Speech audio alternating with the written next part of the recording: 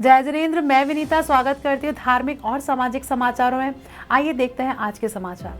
Corona से लुधियाना के बिगड़े हालात व दिन पे दिन बढ़ते कोरोना मरीजों की संख्या को देखते हुए सरकार ने वैक्सीनेशन के कार्य को तेज कर दिया है, जिसके अंतर्गत पूरे लुधियाना शहर में शनिवार और रविवार को कोरोना टीके के जगह जगह मेगा कैंप लगाए गए और इन 2 दिनों में करीब 49,000 लोगों ने टीके लगवाए, जिसमें Khalsa national senior secondary school Shahpur road के काउंसलर राकेश पराशर की अध्यक्षता में कोरोना टीके का कैंप लगाया गया, जिसका लाभ जागरूक इलाका निवासियों ने लिया। वार्ड नंबर 64 आज कैंप लाया 3 ਤੇ 4 तरीक 2 दिन लगातार चलूगा।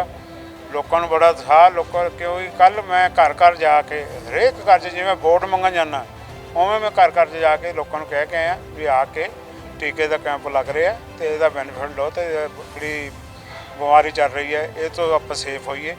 तो लोगों देखो कितना उत्साह आ कितना रश है तो असी 22 नंबर ला के सारा सिस्टम नाल चला नाल मास्क रखे है, डोलो दी गोलियां दवाई रखी है, पानी रखे, सारा सिस्टम सारा सैट करके रखे है तो लोगों को कोई दिक्कत ना आए तो डॉक्टर साहब पूरा केयर कर रहे हैं।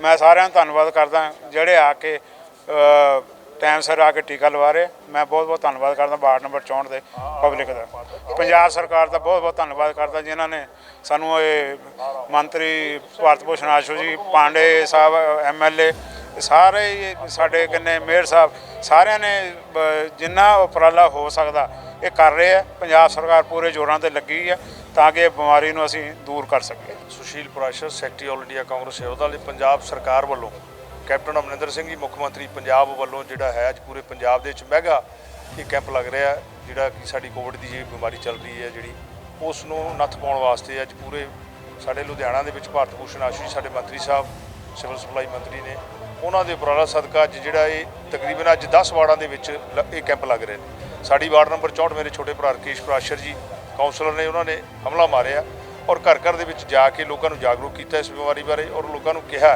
कि टीका लवाउण क्योंकि अफवाह बहुत फैल रही हैं भी टीके नाल रिएक्शन होंदा। मैं खुद लवाया दीपक हॉस्पिटल तो अज तो 15 दिन पहला कोई जिस तरह मेरे छोटे भाई साहब ने दस्सिया राकेश पराशर जी ने भी साडे परिवार 15 तो 13-14 मैंबरां नूं साडे करोना हो के हटिया और कहते जिस तरह लागे सो तन जाने कौन जाने पीड़ पराई वो हिसाब आ भी अज जिहड़ा कोविड का चल रहा अज साडी वार्ड के 64 नंबर वार्ड के सारे मैंबरां दे शुक्रगुजार हाँ कि साडे एक सदे ते एक दस्सिया उन्होंने जो जागरूक किया अज साडियां मातावां भैणां बजुर्ग सारे जिहड़े हैगे आ कोविड का जिहड़ा इंजैक्शन आ ये लवाउण वास्ते भारी उत्साह वा। मैं कहना 1000 तो वध हो जाना 2 दिनों 500 अज हो जाना 500 कल इस तो वध भी सकदा। लुधियाना से कैमरामैन विकास के साथ अमन की रिपोर्ट। इंसानियत अभी भी जिंदा है, ऐसा लुधियाना की आत्म जैन सोसाइटी के समाज की भलाई के लिए किए गए कामों से पता चलता है। समाज की बेहतरी के लिए पिछले 17 सालों से लगातार यह सोसाइटी काम कर रही है। फिर चाहे राशन वितरण हो, बच्चों के स्कूल कॉलेजों की फीसों में सहायता हो, असहायों का फ्री ऑपरेशन हो या फिर चाहे जरूरतमंदों की आर्थिक मदद ही क्यों ना हो, हर क्षेत्र में आत्म जैन सोसाइटी सेवा के कार्यों में आगे रहती है। इसी श्रृंखला को आगे बढ़ाते हुए संस्था द्वारा 193वां राशन वितरण समारोह जैन स्थानक शिवपुरी लुधियाना में आयोजित किया गया, जहां 85 जरूरतमंद महिलाओं को राशन दिया गया। इस मौके सोसाइटी प्रधान कमल जैन, साहित्य रत्न डॉक्टर मुलकराज जैन आदि गणमान्य उपस्थित रहे। आत्म जैन सोसाइटी की ओर से आज का समागम जो हर प्रति मास 85 जरूरतमंद परिवारों को राशन वितरण किया जाता है। आज के राशन का लाभ श्री सुदर्शन जैन मैसर अभिनंदन शॉल्स परिवार ने लिया है। मैं सोसाइटी की ओर से उस परिवार का हार्दिक स्वागत हार्दिक अभिनंदन करता हूं। ये सोसाइटी गत कई वर्षों से समाज सेवा के लिए कार्य कर रही है, जिसमें राशन, चिकित्सा और शिक्षा के क्षेत्र में ये कार्य कर रही है और सोसाइटी अपने कार्य को हमारे चेयरमैन डॉक्टर मुलखराज जी जैन जिनकी छत्र छाया में ये सोसाइटी कार्य कर रही है और इसका आशीर्वाद हमारे गुरु महाराज आचार्य भगवान डॉक्टर शिवमुनि जी महाराज और महासाध्वी श्री सुनीता जी महाराज, शुभ जी महाराज, उनके आशीर्वाद से ये कार्य हम कर रहे हैं। आज सोसाइटी की ओर से 85 ज़रूरतमंद परिवारों को राशन वितरण किया गया। सोसाइटी ये कार्य लोगों के सहयोग से ये कर रही है। मैं उन परिवारों का जो इस सोसाइटी को सहयोग कर रहे हैं उनका धन्यवाद करता हूं और उम्मीद करता हूं आगे भी ऐसे ही ये कार्य जो कर रहे हैं हम उसमें हमें सहयोग देते रहेंगे। आज आत्म जैन सोसाइटी का 193 राशन वितरण समागम है।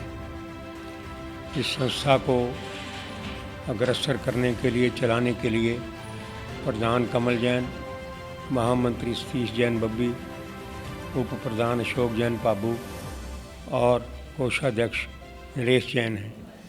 मैं इन सभी पदाधिकारियों को बहुत बहुत हार्दिक बधाई देता हूं जो समाज का ये महान कार्य कर रहे हैं। दूसरों के काम आना यही हमारा सामाजिक धर्म है, यही सच्चा धर्म है और ये संस्था इस धर्म का निर्वाह कर रही है। इस संस्था को मैं अपनी ओर से बहुत बहुत साधुवाद देता हूँ। धन्यवाद। लुधियाना से कैमरामैन जसवंदर के साथ अमन की रिपोर्ट। श्री मेहंदीपुर बालाजी सेवा संघ द्वारा राजस्थान के मेहंदीपुर स्थित बालाजी धाम जाने हेतु 11वीं पैदल ध्वजा यात्रा निकाली गई। सैकड़ों की संख्या में श्रद्धालु बालाजी की पालकी के साथ ढोल नगाड़े की थाप पर भक्ति में झूमते हुए यात्रा में शामिल हुए और फिरोजपुर छावनी के बाजारों में जय श्री राम व जय श्री बालाजी के खूब जय घोष लगाए गए। सुबह मंदिर में ध्वजा का पूजन करने के उपरांत संकीर्तन किया गया, जिसके बाद छावनी के बाजारों में पैदल ध्वजा यात्रा निकाली गई। ध्वजा यात्रा का विभिन्न बाजारों में जगह जगह दुकानदारों द्वारा स्वागती गेट व भिन्न भिन्न तरह के स्टॉल लगाकर स्वागत किया गया। पुरानी दाना मंडी के पार्षद जोरा सिंह संधू ने बालाजी की शोभा यात्रा का पुष्प वर्षा कर स्वागत किया और लंगर लगाकर बालाजी के भक्तों की सेवा की। श्री बालाजी की पालकी को कंधों पर रखते हुए श्रद्धालुओं ने फूलों के हार चढ़ाकर संकट मोचन को पलकों पर बिठाया। मंदिर के पुजारी पंडित राकेश वशिष्ठ ने बताया कि हर वर्ष श्री मेहंदीपुर बालाजी धाम के लिए पैदल ध्वजा यात्रा निकाली जाती है। यह यात्रा मंदिर श्री कृष्ण द्वार से शुरू होकर छावनी के विभिन्न बाजारों में से होते हुए वापस मंदिर में आकर संपन्न हुई। मंदिर में आरती के बाद यह पैदल ध्वजा यात्रा श्री मेहंदीपुर के लिए रवाना की जाती है। इस ध्वजा यात्रा में विजय कक्कड़, तरसेम कुमार, इंद्र कुमार आदि ने विशेष सहयोग दिया। 11वीं यात्रा है और श्री बालाजी की दया से फिरोजपुर से मेहंदीपुर तक आज पैदल यात्रा शुरू हुई है, जो कि यहाँ के पूरे बाजारों में से निकलते हुए और मंदिर प्रांगण में समाप्त हुई है। और इसका श्रेय यहाँ के सभी निवासियों को जाता है, जिन्होंने पूरी नगरी को श्री बालाजी के रंग में रंग दिया। तो हम उनके आभारी भी हैं। अब ये यात्रा मेहंदीपुर के लिए रवाना हो रही है, जो 8 दिन बाद श्री मेहंदीपुर दरबार में पहुंच जाएगी। फिरोजपुर से मंजीत सिंह की रिपोर्ट। अमृतसर में अपराध की दर पिछले कुछ दिनों से बढ़ रही थी, जिसने पुलिस की नींद को हराम कर रखा था और पिछले कुछ दिनों में लॉकडाउन में हुई लूट को भी इन 3 आरोपियों ने अंजाम दिया था और इसमें एक नौकर भी मारा गया था, जिसमें 3 आरोपियों को पुलिस ने गिरफ्तार किया था और पुलिस ने दावा किया था कि यह 3 आरोपी थे जो पूर्व में अमृतसर और दुकानदारों के साथ बड़ी घटनाओं को अंजाम दे रहे थे। हत्या के दौरान 3 आरोपियों द्वारा एक नौकर की भी हत्या कर दी गई थी। पुलिस ने उनको गिरफ्तार किया और उनके खिलाफ आगे की कार्रवाई शुरू कर दी गई है। अलग-अलग जगह ਦੇ ਉੱਤੇ ਕਾਫੀ ਵਾਰਦਾਤਾਂ ਜਿਹੜੀਆਂ ਹੋਈਆਂ ਸੀਗੀਆਂ, ਉਹਦੇ ਵਿੱਚ ਜਿਹੜੀ ਕਮਿਸ਼ਨਰ ਸਾਹਿਬ ਨੇ ਮੇਰੇ ਅੰਡਰ ਇੱਕ ਟੀਮ ਬਣਾਈ ਸੀ, ਜਿਹਦੇ ਵਿੱਚ ADCP ਕ੍ਰਾਈਮ ਸਾਹਿਬ, ADCP ਮਲਿਕ ਸਾਹਿਬ, ਬਾਜਵਾ ਸਾਹਿਬ, ACP ਔਰ ACP detective, CI inspector, SHO B division, SHO Majitha road, ਇਹਨਾਂ ਸਾਰਿਆਂ ਦੀ ਡਿਊਟੀ ਲਗਾਈ ਗਈ ਸੀ ਇਹਨਾਂ ਨੂੰ ਟਰੇਸ ਕਰਨ ਲਈ,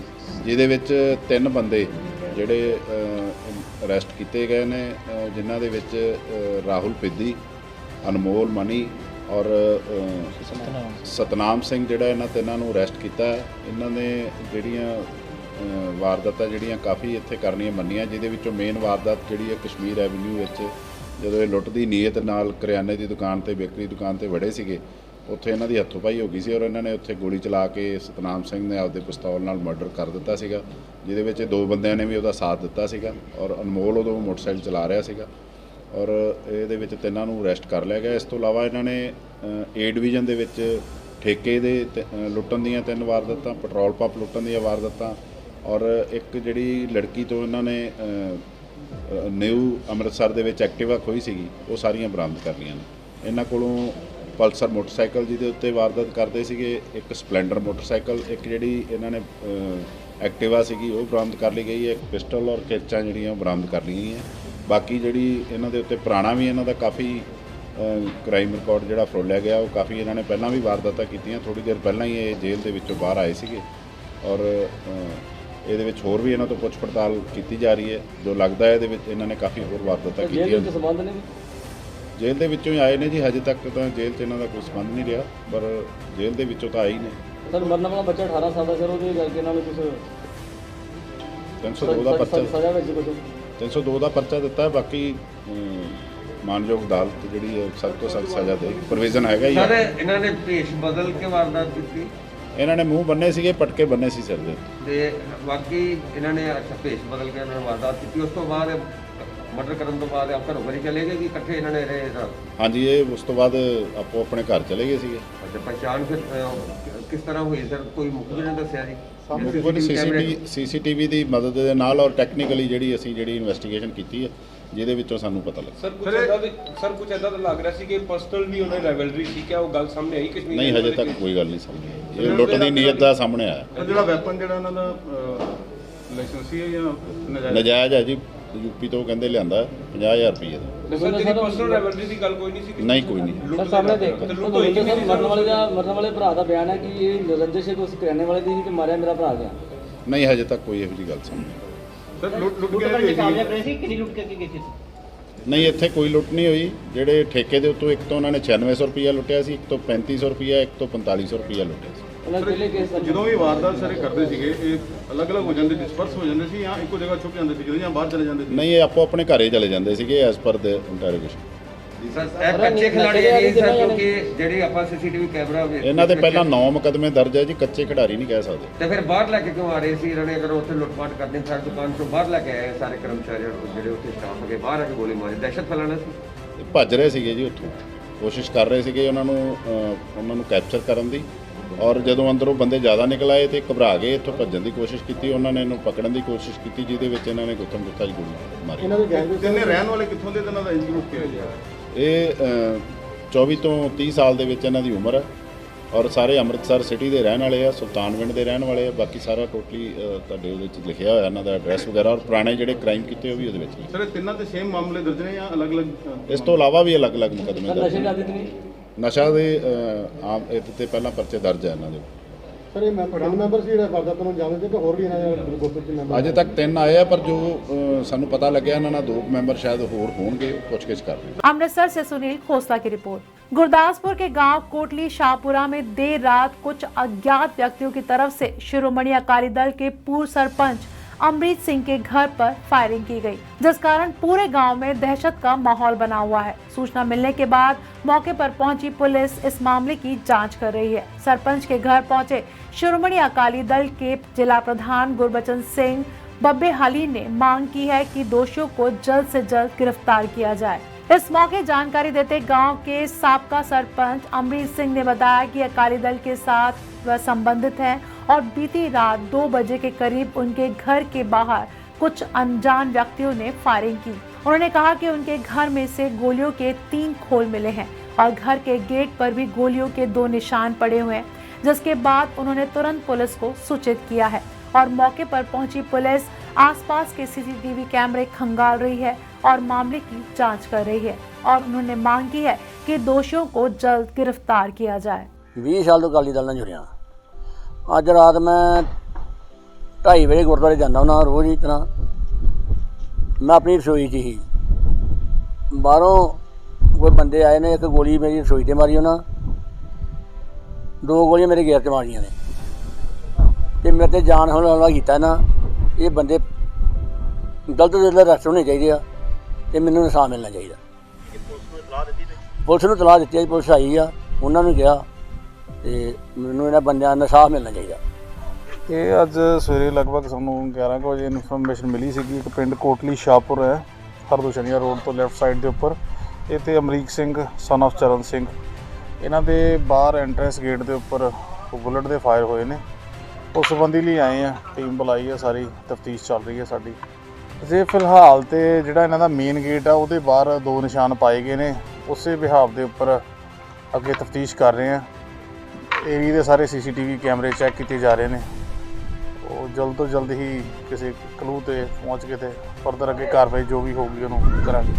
गुरदासपुर से जतेंद्र कुंदल की रिपोर्ट। पंजाब सरकार का दावा है कि वह इस साल सरकार द्वारा बनाई गई आबकारी नीति के तहत शराब बनाने वाले और बेचने वालों के खिलाफ सख्त कार्रवाई करेगी, लेकिन सरकार के इन दावों की पोल खोलकर रख दी है। गुरदासपुर के गांव लुबाना ने, जहां सरकारी स्कूल से 300 लीटर देसी शराब पंजाब पुलिस और आबकारी विभाग ने सांझे तौर पर स्पेशल छापेमारी दौरान बरामद की। वहीं स्कूल के शिक्षक कह रहे हैं कि हम नहीं जानते कि शराब कहां से आई है, जबकि पुलिस का कहना है कि स्कूल की दीवार टूटी हुई थी और हमने 300 लीटर देसी शराब बरामद की है और गैर कानूनी लोगों के खिलाफ मामला दर्ज किया। ਬਣਾਉਂਦੇ ਕਰੀਆਂ ਕਰੀਆਂ ਦੱਸੋ ਕੀ ਹੋਇਆ ਜਦੋਂ ਐਕਸਾਈਜ਼ ਆਈ ਕਿੱਦਾਂ ਆਈ? ਹਾਂਜੀ ਕੀ ਹੋਇਆ ਜੀ ਸ਼ਰਾਬ ਕਿੱਥੋਂ ਫੜੀ ਗਈ? ਸਾਰੇ ਸਕੂਲ ਦੀ ਤਲਾਸ਼ੀ ਹੁੰਦੀ ਤੇ ਇਧਰ ਸਾਰੇ ਜੋ ਪਿੰਡ ਦੇ ਵਿੱਚ ਪਈਆਂ 9 ਗੱਡੀਆਂ ਪਈਆਂ ਪਿੰਡ ਦੇ ਵਿੱਚ। ਇਹ ਗੱਡੀਆਂ ਪਈਆਂ ਤੇ ਇਹਨਾਂ ਤਲਾਸ਼ੀ ਕਰਦਾ ਮੁੜ ਕੇ ਇਹਨਾਂ ਸਕੂਲ ਦੇ ਵਿੱਚ ਬਿਆਨ ਕੇ ਤਲਾਸ਼ੀ ਕੀਤੀ ਤੇ ਉੱਥੇ ਦੱਬਿਆ ਸੀ ਸਮਾਨ ਤਾਂ ਕਿਸੇ ਨੇ ਤੇ ਉਹਦੇ ਵਿੱਚ 2 ਡਰਮ ਤੇ ਕੈਨ ਫੜਿਆ ਗਿਆ। ਤੁਸੀਂ ਕੀ ਕਰਦੇ ਪਏ ਤੇ ਤੁਸੀਂ ਕਿਹਨੂੰ ਇਤਲਾਹ ਦਿੱਤੀ ਫਿਰ? ਤਲਾਹ ਨਹੀਂ ਕਿਸੇ ਨੇ ਦਿੱਤੀ, ਪੁਲਿਸ ਆ ਵੀ ਇੱਥੇ ਚੱਲ ਕੇ ਆਈ ਨਾ ਖੁਦ। ਤੇ ਜਿਹੜੀ ਜਿੱਥੋਂ ਫੜੀ ਗਈ ਉਹ ਕਿਹੜੀ ਜਗ੍ਹਾ ਵਾ ਸਕੂਲ ਦੀ? ਸਕੂਲ ਦੀ ਬੈਕ ਸਾਈਡ, ਸਕੂਲ ਦੀ ਬੈਕ ਸਾਈਡ ਜਗ੍ਹਾ। ਸਕੂਲ ਦੇ ਅੰਦਰੋਂ ਹੀ ਫੜੀ ਗਈ? ਹਾਂਜੀ ਸਕੂਲ ਦੇ ਅੰਦਰ, 4 ਦੀਵਾਰੀ ਦੇ ਅੰਦਰ। ਨਾ ਨਾ ਕੇਸ ਹੈ। ਤੇ ਜੀ ਕਿਹੜੇ ਡਿਪਾਰਟਮੈਂਟ 'ਚ ਤੁਸੀਂ ਕੰਮ ਕਰਦੇ ਹੋ ਤੇ ਇੱਥੇ ਕੀ ਹੈ? ਇੱਥੇ ਮੈਂ ਟੀਚਰ ਹਾਂ SS। ਜਿਹੜੀ ਸ਼ਰਾਬ ਫੜੀ ਗਈ ਹੈ ਤੁਹਾਡੇ ਸਕੂਲ ਦੇ ਅੰਦਰੋਂ ਪਤਾ ਲੱਗਾ ਕੁਝ ਕਿੱਥੋਂ ਆਈ? ਇਹ ਨਹੀਂ ਸਾਨੂੰ ਜੀ ਪਤਾ ਕਿੱਥੋਂ ਆਈ ਤੇ ਕਿੱਥੋਂ ਨਹੀਂ, ਕਿਉਂਕਿ ਸਕੂਲ ਬੰਦ ਸੀ, ਅਸੀਂ 2 ਵਜੇ ਚੱਲ ਜਾਂਦੇ। ਤੇ ਤੁਹਾਨੂੰ ਕਿੱਦਾਂ ਪਤਾ ਲੱਗਾ ਵੀ ਇੱਥੇ ਸ਼ਰਾਬ ਫੜੀ ਗਈ ਹੈ? ਉਹ ਇੱਥੋਂ ਮਿਸਤਰੀਆਂ ਨੂੰ ਦੱਸਿਆ ਸਾਨੂੰ ਵੀ ਆਹ ਗੱਲ ਹੋਈ ਹੈ। ਕੌਣ ਕੌਣ ਆਇਆ ਫਿਰ ਇੱਥੇ? ਸਾਡਾ ਟੀਚਰ ਆਲਰੇਡੀ ਇੱਥੇ ਆਇਆ ਸੀਗਾ, ਉਹ ਇੱਥੇ ਸਾਇੰਸ ਦੇ ਮਾਡਲ ਬਣਨੇ ਉਹ ਦੱਸਣ ਆਇਆ ਸੀ ਮਿਸਤਰੀ ਨੂੰ, ਤਾਂ ਉਹਨਾਂ ਚਿਰ ਪਹਿਲਾਂ ਹੀ ਪੁਲਿਸ ਆ ਚੁੱਕੀ ਸੀ ਇੱਥੇ। ਕਿੱਥੋਂ ਫੜੀ ਕਿੱਥੋਂ ਗਈ ਇਹ ਮੈਨੂੰ ਨਹੀਂ ਜੇ ਪਤਾ ਕਿੱਥੋਂ ਫੜੀ ਗਈ। ਫੜੀ ਤੇ ਇੱਥੇ ਕਦੀ ਹੋਈ, ਮੈਂ ਤੇ ਆਇਆ ਨਹੀਂ। ਕੀ ਨਾਮ ਹੈ ਜੀ? ਇਹ ਰਿਸ਼ਪਾਲ ਸਿੰਘ। ਰਿਸ਼ਪਾਲ ਜੀ ਦੱਸੋ, ਜਿਹੜੀ ਪਿੰਡ ਦੇ ਵਿੱਚੋਂ ਕਿਹਾ ਜਾ ਰਿਹਾ ਕਿ ਸਕੂਲ ਤੇ ਲਾਗੂ ਜਾਂ ਸਕੂਲ ਦੇ ਵਿੱਚੋਂ ਸ਼ਰਾਬ ਮਿਲੀ, ਕੀ ਮਾਮਲਾ ਹੈ ਸਾਰਾ? ਇਹ ਮੁਖਬਰੀ ਮਿਲੀ ਸੀ ਕਿ ਲਾਧੂਪਣੇ ਸਕੂਲ ਦੇ ਲਾਗੋਂ ਜਿਹੜੀ ਆ ਲਾਣ ਦੀ ਸਮੈਲ ਆ ਰਹੀ ਹੈ ਤੇ ਅਸੀਂ ਉੱਥੇ ਗਏ ਆ ਤੇ ਜਿਹੜੀ ਛੱਪੜ ਦੇ ਕੰਢੇ ਤੋਂ ਜਿਹੜੀ ਆ ਬਰਾਮਦ ਹੋਈ ਹੈ ਕਰੀਬ 300 ਲੀਟਰ ਲਾਣ। ਕਿੰਨੇ ਲੋਕਾਂ ਦੇ ਖਿਲਾਫ ਮਾਮਲਾ ਦਰਜ? ਇਹ ਅਨਨੋਨ ਦੇ ਖਿਲਾਫ ਮਾਮਲਾ ਦਰਜ ਕੀਤਾ ਤੇ ਅੱਗੇ ਤਫਤੀਸ਼ ਕੀਤੀ ਜਾ ਰਹੀ ਹੈ। ਜਿਹੜਾ ਕਿਹਾ ਜਾ ਰਿਹਾ ਕਿ ਸਕੂਲ ਦੇ ਬਾਥਰੂਮ 'ਚੋਂ ਲਾਣ ਮਿਲੀ ਹੈ, ਇਹਦਾ ਕੀ ਮਾਮਲਾ? ਨਹੀਂ ਜੀ ਨਹੀਂ, ਸਕੂਲ ਦੇ ਲਾਗੋਂ ਛੱਪੜ ਦੇ ਵਿੱਚੋਂ ਮਿਲੀ ਹੈ। गुरदासपुर से जतेंद्र कुंडल की रिपोर्ट। किसानों के नेता राकेश टिकैत पर बीते दिन हुए हमले को लेकर पठानकोट अमृतसर राष्ट्रीय मार्ग किसानों की ओर से किया गया जाम। दोपहर 1:30 बजे से लेकर 2:30 बजे तक राष्ट्रीय मार्ग लदपालवा टोल प्लाजा किया गया बंद। 1 घंटे तक रोड पर जाम किया गया। बीते दिन किसान नेता राकेश टिकैत पर हुए हमले को लेकर किसानों का गुस्सा अब पहले से ज्यादा उग्र हो गया है, जिसके चलते आज जिला पठानकोट के लदपालवा टोल प्लाजा पर किसानों की ओर से इकट्ठा होकर पठानकोट अमृतसर राष्ट्रीय मार्ग पर 1 घंटे तक जाम किया गया, जिसमें किसानों ने रोष जताया कि जिन्होंने राकेश टिकैत पर हमला किया है उन पर मामला दर्ज किया जाए। ਧਰਨਾ ਕਿਸ ਮੁੱਦੇ ਨੂੰ ਲੱਗਦਾ ਯਾਰ? ਦਾਸ ਗੁਰਨਾਮ ਸਿੰਘ ਜੀਨਾ, ਜ਼ਿਲ੍ਹਾ ਪ੍ਰਧਾਨ ਆਰਤੀ ਸੇ ਪਠਾਨਕੋਟ ਤੋਂ। ਅੱਜ ਦਾ ਜੋ ਧਰਨਾ ਹੈ ਜੀ, ਇਹ ਗੂੰਗੀ ਬੋਲੀ ਸਰਕਾਰ ਦੇ ਕੰਨ ਹਿਲਾਉਣ ਵਾਲਾ ਕੀਤਾ ਵਾ। ਜੋ ਸਾਡੇ ਕਿਸਾਨ ਨੇਤਾ ਰਾਕੇਸ਼ ਟਿਕੈਤ ਤੇ ਕੱਲ੍ਹ ਇਹਨਾਂ ਰਾਜਸਥਾਨ ਵਿੱਚ ਹਮਲਾ ਕੀਤਾ ਤੇ ਗੁੰਡਾਗਰਦੀ ਕੀਤੀ ਇਹਨਾਂ ਨੇ, ਉੱਥੇ ਪੱਥਰ ਫੈਂਕੇ ਆ। ਸੋ ਉਹਦੇ ਜਵਾਬ ਦੇ ਰੋਸ ਵਜੋਂ ਅੱਜ ਅਸੀਂ 1 ਘੰਟਾ 1:30 ਵਜੇ ਤੋਂ 2:30 ਵਜੇ ਤੱਕ ਰੋਡ ਜਾਮ ਕਰਾਂਗੇ। ਅਗਰ ਸਰਕਾਰ ਨੇ ਫਿਰ ਵੀ ਕੋਈ ਹਾਲਾਤਾਂ ਤਾਂ ਇਸ ਨੂੰ ਅਸੀਂ ਵੱਡੇ ਪੱਧਰ ਤੇ ਲੈ ਕੇ ਜਾਵਾਂਗੇ। ਸੋ ਕਿਸਾਨ ਨੂੰ ਸੋਚ ਲੈਣਾ, ਕਿਸਾਨਾਂ ਦੀ ਸੋਚ ਆ ਕਿ ਸਾਡੇ ਜੋ ਨੇਤਾ ਆ ਇੱਕ ਸ਼ਾਂਤਮਈ ਅੰਦੋਲਨ ਕਰ ਰਹੇ ਹਨ, ਪਰ ਇਹ ਅੰਦੋਲਨ ਭਟਕਾਉਣ ਕਰਕੇ ਗਲਤ ਚੱਲ ਰਿਹਾ। ਸੋ ਇਹਦੀ ਗੁੰਡਾਗਰਦੀ ਬ੍ਰਿਗੇਡ ਨੂੰ ਸਮਝਣਾ ਚਾਹੀਦਾ। ਅਸੀਂ ਇੱਟ ਦਾ ਜਵਾਬ ਪੱਥਰ ਨਾਲ ਦੇਵਾਂਗੇ। ਜੇਕਰ ਇਹਨੇ ਦੁਬਾਰਾ ਕੋਈ ਐਸੀ ਹਰਕਤ ਕੀਤੀ ਤੇ ਇਹਨੂੰ ਮਾਫ ਨਹੀਂ ਕਰਾਂਗੇ। ਧੰਨਵਾਦ। ਤੁਹਾਨੂੰ ਕੀ ਲੱਗਦਾ? ਮੈਂ ਜਸਵੰਤ ਸਿੰਘ ਲੋਕ ਭਲਾਈ ਇਨਸਾਫ ਵੈਲਫੇਅਰ ਸੁਸਾਇਟੀ ਵਾਈਸ ਪ੍ਰਧਾਨ ਪੰਜਾਬ। ਔਰ ਜਿਹੜਾ ਅੱਜ ਦਾ ਧਰਨਾ ਹੈ, ਜੋ ਰਾਕੇਸ਼ ਟਿਕੈਤ ਜੀ ਦੇ ਜੋ ਹਮਲਾ ਹੋਇਆ, ਇਹ ਬੀਜੇਪੀ ਦੇ ਗੁੰਡਿਆਂ ਨੇ ਕੀਤਾ ਔਰ ਉਹਦੇ ਸੰਬੰਧ ਵਿੱਚ ਇਹ ਅੱਜ ਦਾ ਜਿਹੜਾ ਪ੍ਰੋਟੈਸਟ ਕਰ ਰਹੇ ਆ ਇਹ ਇਸ ਕਰਕੇ ਕਰ ਰਹੇ ਆ ਵੀ ਉਹਨਾਂ ਨੂੰ ਸੁਚੇਤ ਕੀਤਾ ਗਿਆ ਵੀ ਇਹੋ ਜਿਹੀਆਂ ਮਾੜੀਆਂ ਹਰਕਤਾਂ ਤੋਂ ਬਾਜ਼ ਆ ਜਾਓ। ਜੇ ਇਹੋ ਜਿਹੀਆਂ ਮਾੜੀਆਂ ਹਰਕਤਾਂ ਤੇ ਬਾਜ਼ ਨਹੀਂ ਆਉਂਦੇ ਤੇ ਇਹ ਆਪਾਂ ਇਹ ਤੋਂ ਕਾਫੀ ਵੱਡਾ ਸੰਘਰਸ਼ ਆਪਾਂ ਵਿੱਢਾਂਗੇ ਔਰ ਬੀਜੇਪੀ ਵਾਲਿਆਂ ਨੂੰ ਘਰਾਂ ਤੋਂ ਬਾਹਰ ਨਹੀਂ ਨਿਕਲਣ ਦੇਵਾਂਗੇ ਜੇ ਇਹੋ ਜਿਹੀਆਂ ਹਰਕਤਾਂ ਤੋਂ ਬਾਜ਼ ਨਹੀਂ ਆਏ। ਵਾਹਿਗੁਰੂ ਜੀ ਖਾਲਸਾ वाहिगुरु जी फतेह। पठानकोट से आलोक कुमार की रिपोर्ट। लेबर न होने की वजह से किसानों द्वारा भटिंडा में हाथों से काटी गई गेहूं की पहली फसल। जानकारी देते हुए किसानों ने बताया कि भटिंडा गांव जिला के रहने वाले हैं और इस बार कोरोना वायरस के चलते लेबर नहीं मिल रही है, जिसके कारण उन्हें हाथों से ही अपनी फसल काटनी पड़ रही है। काफी लंबे समय से जो दूसरे राज्यों से प्रवासी मजदूर आते थे वह इस बार नहीं आ रहे हैं, जिसके कारण उन्हें काफी समस्याओं का सामना करना पड़ रहा है। उनकी यह मांग है कि किसी न किसी तरह से लेबर को पंजाब में बुलाया जाए। ਇਹ ਜੀ ਜੋ ਅੱਜ ਅਸੀਂ ਕਣਕ ਹੈ ਵੱਢ ਰਹੇ ਹਾਂ, ਇਹ ਕਾਰਨ ਇਹ ਹੈ ਵੀ ਕਣਕ ਅਸੀਂ ਆਪ ਵੱਢ ਰਹੇ ਹਾਂ, ਲੇਬਰ ਆਈ ਨਹੀਂ। ਕਰੋਨਾ ਦਾ ਇੱਕ ਬਹਾਨਾ ਬਣਾ ਲੈਂਦੇ ਆ, ਪੂਰਾ ਕਰਕੇ ਇਹ ਲੇਬਰ ਆਈ ਨਹੀਂ। ਸਾਨੂੰ ਬਹੁਤ ਤੰਗੀ ਆਉਂਦੀ ਹੈ, ਬਹੁਤ ਮੁਸ਼ਕਲ ਹੈ। ਜੇ ਲੇਬਰ ਆਉਂਦੀ ਤਾਂ ਲੇਬਰ ਤੋਂ ਵਡਾਉਂਦੇ। ਹੁਣ ਇਹ ਅਸੀਂ ਆਪ ਕਣਕ ਹੱਥੀਂ ਵੱਢ ਰਹੇ ਹਾਂ ਕਿਉਂਕਿ ਕਰੋਨਾ ਦਾ ਕਰਕੇ ਲੇਬਰ ਆਈ ਨਹੀਂ। ਭਈਆਂ ਨਾਲ ਸਾਡਾ ਜਿਹੜੇ ਯੂਪੀ ਤੋਂ ਆਉਂਦੇ ਆ ਉਹਨਾਂ ਨਾਲ ਬਹੁਤ ਪਿਆਰਾ ਗੂੜਾ ਰਿਸ਼ਤਾ ਹੈ। ਜਿਹੜੇ ਕਿ ਪਹਿਲਾਂ ਇੱਕ ਥਾਂ ਆਉਂਦੇ ਆ ਉੱਥੇ ਆਏ ਵਾਰੀ ਉਹ ਆਉਂਦੇ ਆ, ਪਰ ਉਹ ਐਤਕੀ ਲੇਬਰ ਆਈ ਨਹੀਂ। ਫਿਰ ਸਾਡੇ ਨਾਲ ਉਹੀ ਹਾਲ ਹੋਇਆ ਪਰ ਵਾਲਾ ਪਰ ਵੀ ਸਾਡੇ ਨਾਲ ਇਹ ਹਾਲ ਹੋਇਆ ਸੀ। ਐਤਕੀ ਫਿਰ ਸਰਕਾਰ ਨੇ ਕਰੋਨਾ ਦਾ ਬਹਾਨਾ ਬਣਾ ਕੇ ਤੇ ਜਿਹੜੀ ਲੇਬਰ ਉਹ ਆਈ नहीं। ਸਾਨੂੰ ਬਹੁਤ ਪਰੇਸ਼ਾਨੀ ਹੈ ਜਿਹੜੀ कि कणक आप बढ़ रहे हैं। बठिंडा से जुगनू शर्मा की रिपोर्ट। आज के समाचार बस यहीं तक। मैं विनीता कल फिर हाजिर होंगी कुछ और धार्मिक और सामाजिक समाचारों के साथ। तब तक आप बने रहिए आत्मा चैनल के साथ। जय जिनेन्द्र।